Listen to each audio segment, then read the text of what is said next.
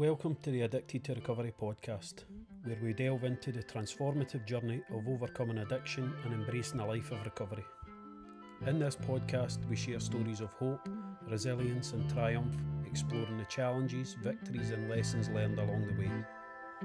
The Addicted to Recovery podcast is a platform for sharing stories of resilience, hope and transformation in the face of addiction.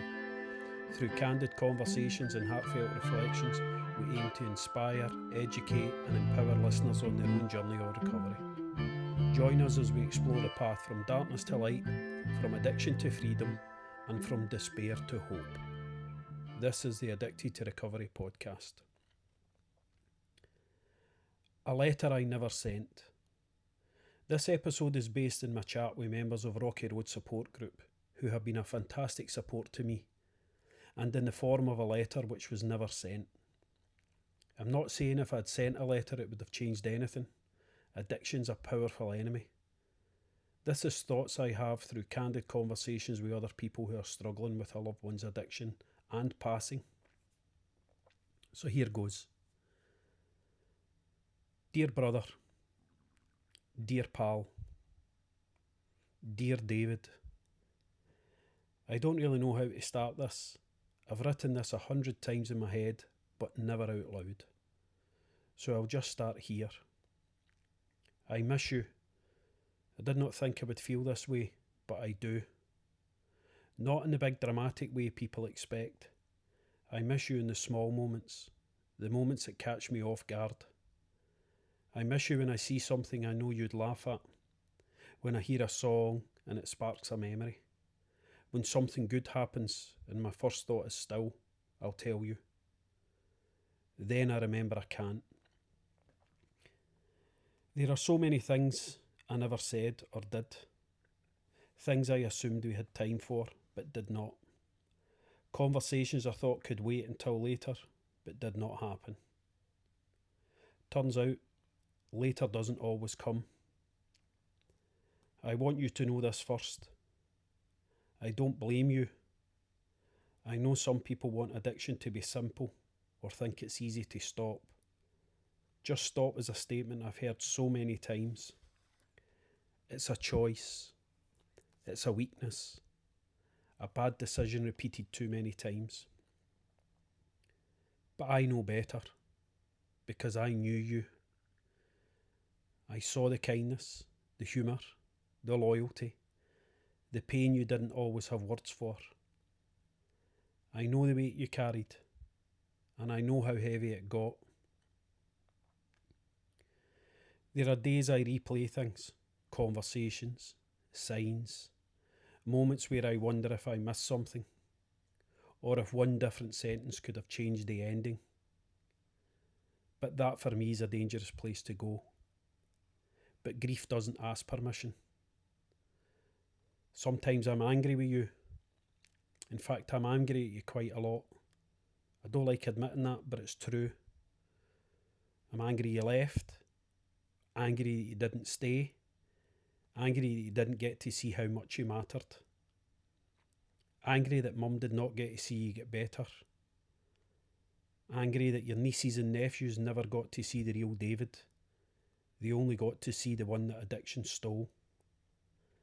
And sometimes I'm angry at myself for not saying things louder, for not being able to save you, for knowing deep down that love alone isn't always enough. What people don't talk about is how complicated this kind of loss is.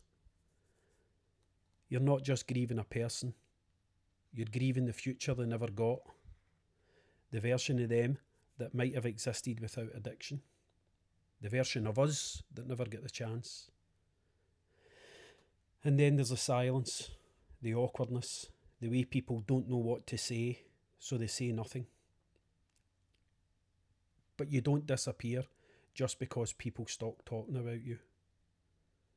You're still here, in my work, in my choices, in the way I try to show up for others who are still fighting.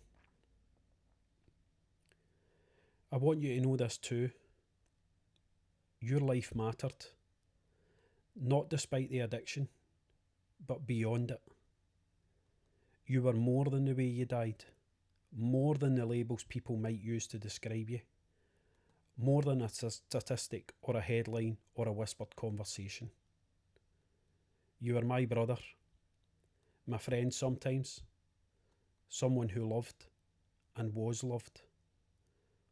And I carry you with me. Every time I sit with someone who's struggling, I mention you. Every time I speak up when stigma shows its face, I mention you. Every time I choose compassion over judgment, I mention you.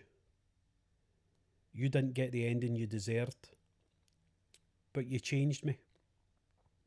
You changed me in ways I did not think your passing would. If anyone listening has lost someone like this, know that your grief is allowed to be messy. Mine's is. You're allowed to love them and be angry at the same time. I certainly do. And you're allowed to miss them and still keep living. I try. And if you're listening and you're struggling yourself, please hear this. Your life matters too, even when it doesn't feel like it. Especially when it doesn't feel like it. Reach out. Stay. Let someone sit with you in the dark.